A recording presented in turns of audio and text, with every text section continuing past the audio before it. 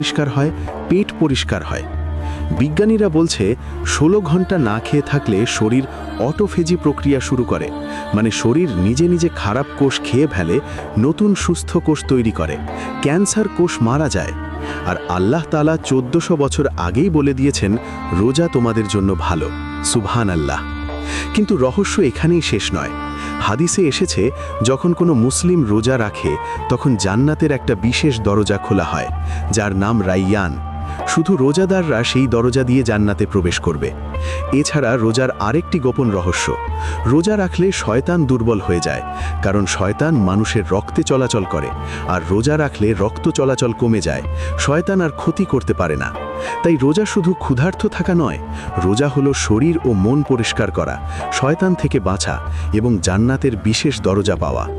তো আপনি কি রমজানে পুরো 30টা রোজা রাখবেন? লাইক করুন, শেয়ার করুন।